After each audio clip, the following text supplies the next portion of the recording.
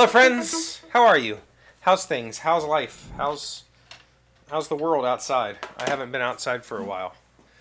That's not true. I walk every day.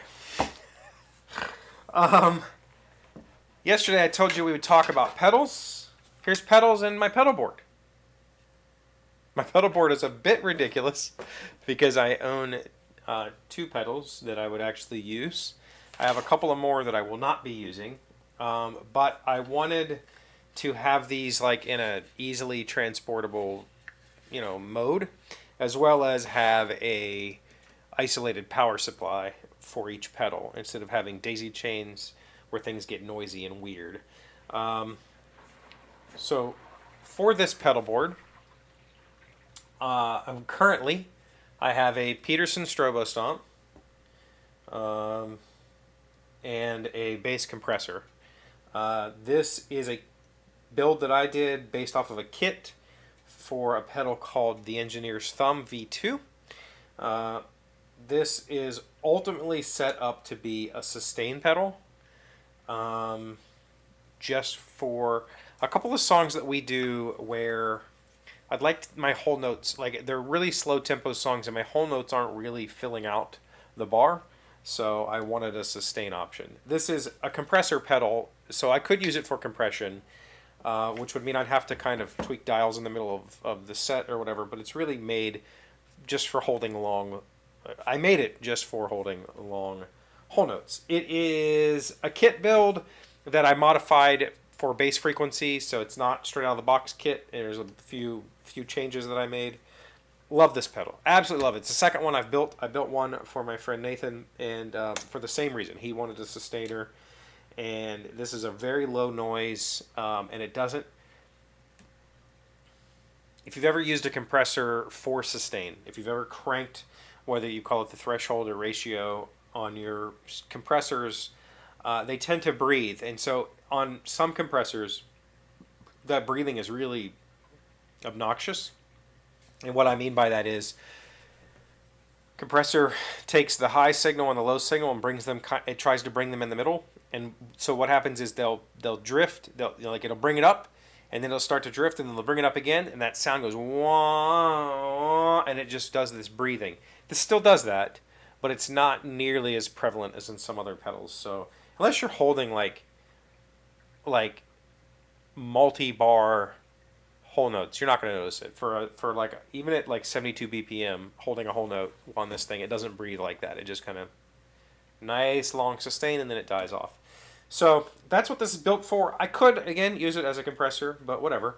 The pedal board I made out of some oak that I had laying around, some walnut that I had laying around, and these oak pieces are actually chair slats for chairs I used to make. I used to make these kind of nested collapsible chairs, and I had a couple of these left over because they were defects, but they work perfect for this application, and this was just some walnut I had laying around. So it all went together really nice and easy, really pretty. And I left it big because I do plan on having other things. Possibly a Sans amp, which would take up like the whole left side of this board. I also would like to have either an envelope filter or maybe a chorus. Something to add a little bit extra in the background. And so I left, I wanted to be able to have more options on this board, so I made it big. Even though right now I'm planning on just having two. I could space them out, I guess. Put it all together with, this is 3M's grip lock. This is not Velcro tape. This is grip lock tape, and it kind of goes together like Legos. Everything just kind of snaps together.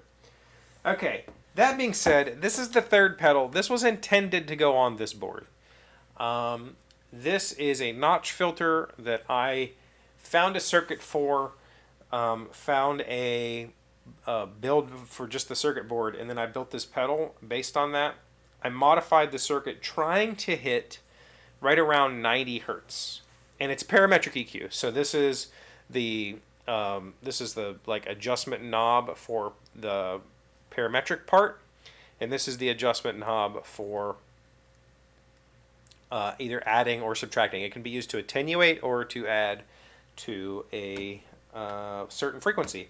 And so I used an online calculator to dial this pedal in to right around 90, and I think I got it to 95 with a pretty decent Q value, which is like the quality. And the higher that number goes, the narrower the frequency band is.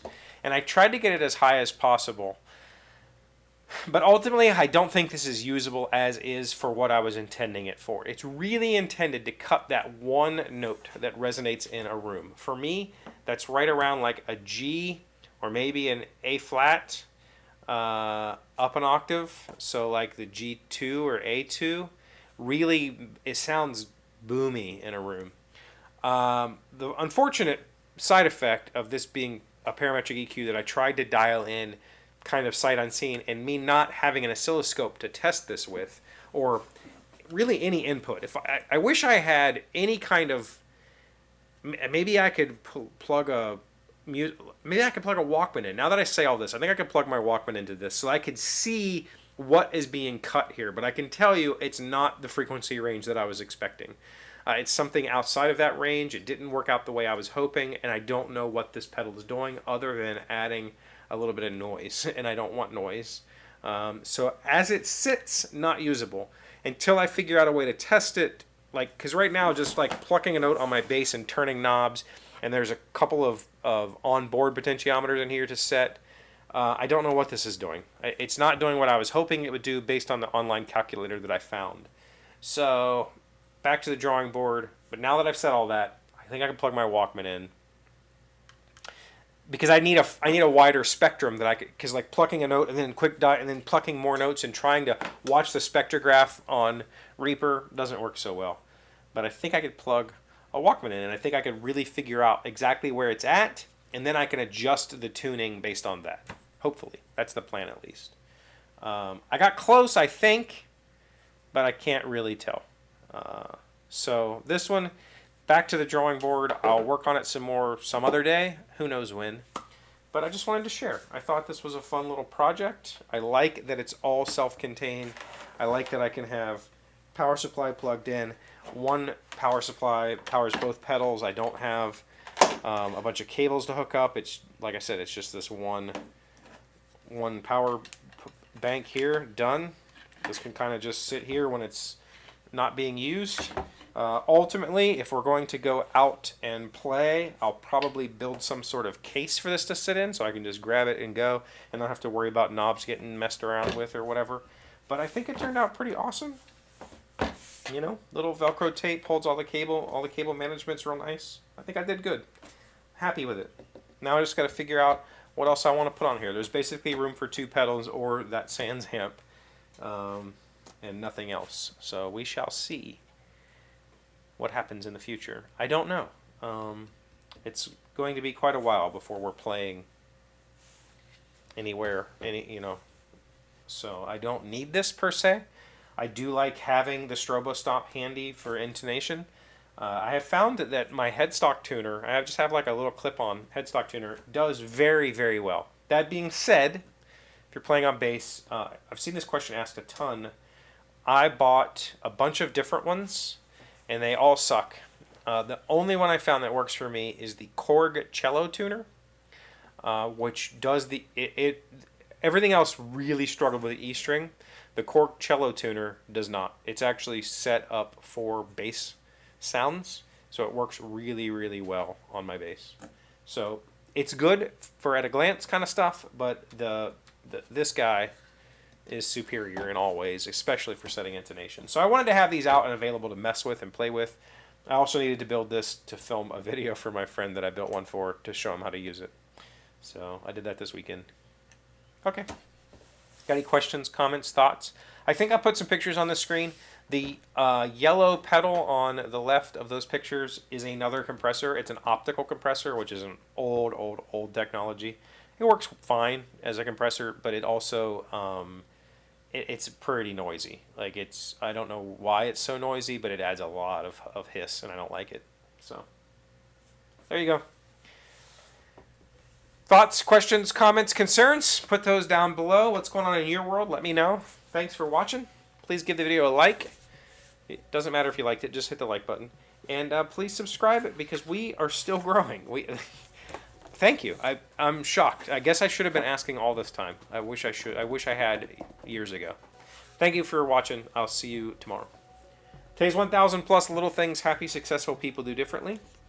We have been learning 9 mindful ways to remain calm when others are angry. We're on number 7. Create a morning ritual that starts your day off right. Don't rush into your day by checking your phone or email. Don't put yourself in a stressful state of mind that will make you incapable of dealing positively with other people's negativity. Create time and space for a morning ritual that is focused and peaceful. Take 10 deep breaths, stretch, and meditate.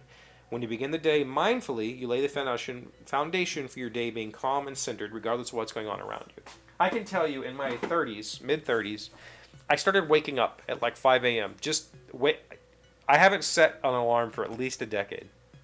I now just wake up at 5 a.m. I don't know why, whatever. But what I can tell you is having that time from 5 a.m. until, when I work in the office, I would leave here at 6:45. Just having that hour and a half, hour and 45 minutes of just nothing before going to work was so much better than waking up 45 minutes before work, trying to drive to work, being pushed and rushed out the door. I can start my day just relaxed, calm, and ready, and it does make a huge difference.